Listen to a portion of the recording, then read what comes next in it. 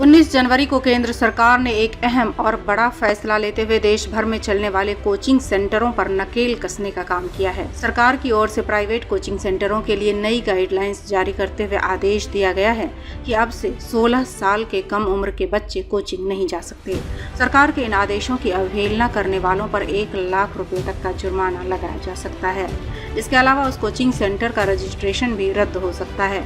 कहा यह भी जा रहा है कि पिछले कुछ सालों से कोचिंग सेंटरों में पढ़ने वाले बच्चों के द्वारा आत्महत्या करने की घटनाएं ज्यादा सामने आ रही हैं। इसको ध्यान में रखते हुए भी सरकार ने कोचिंग सेंटरों के लिए गाइडलाइंस जारी की है। देश के एजुकेशन मिनिस्टर द्वारा जो गाइडलाइंस जारी किए गए हैं उसके अनुसार कोई भी कोचिंग सेंटर 16 साल से कम उम्र के बच्चों को अपने यहाँ एडमिशन नहीं दे सकते। बच्चों या बच्चों के पेरेंट्स से वादा नहीं कर सकते कि वो बच्चों को अच्छा नंबर दिला देंगे या किसी तरह की कोई गारंटी नहीं दे सकते। भारत सरकार अपने इस दिशा निर्देश के जरिए देश भर में बेतरतीब तरीके से फैल रहे निजी कोचिंग संस्थानों को रोकने की कोशिश भी करेगी। आए दिन छात्रों के द्वारा किए जाने वाले आत्महत्या और कोचिंग सेंटरों के पढ़ाने के तरीके के खिलाफ मिली शिकायतों जैसे मामलों के मद्देनजर मंत्रालय की ओर से ये दिशा निर्देश जारी किए गए हैं।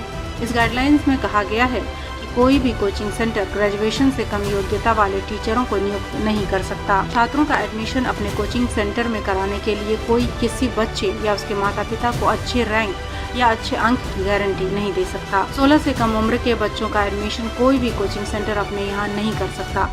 किसी भी छात्र या कोचिंग में रजिस्ट्रेशन माध्यमिक विद्यालय पास करने के बाद ही होना चाहिए। सरकार के द्वारा जारी गाइडलाइंस के अनुसार कोचिंग संस्थान कोचिंग की गुणवत्ता या उसमें दी जाने वाली सुविधाओं या ऐसे कोचिंग संस्थान या उनके संस्थान में पढ़े छात्र द्वारा प्राप्त परिणाम के बारे में प्रत्यक्ष या अप्रत्यक्ष रूप से किसी भी दावे को लेकर कोई भ्रामक विज्ञापन प्रकाशित नहीं कर सकते। यहाँ तक कि प्रकाशन में भाग भी नहीं ले सकते।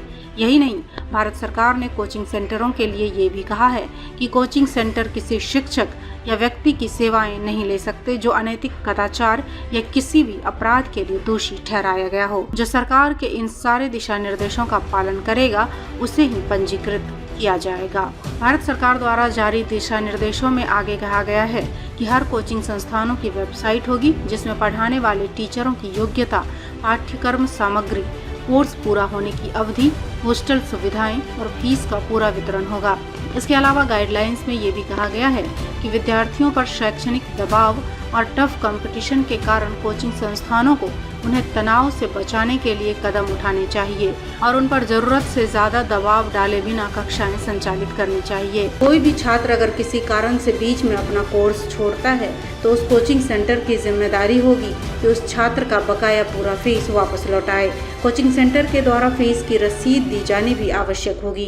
केंद्र ने कोचिंग सेंटरों के लिए आदेश जारी किया है कि गाइडलाइंस का उल्लंघन करने पर कोचिंग सेंटरों को 1 लाख रुपए तक का जुर्माना देना होगा या उस कोचिंग सेंटर का पंजीकरण भी रद्द हो सकता है।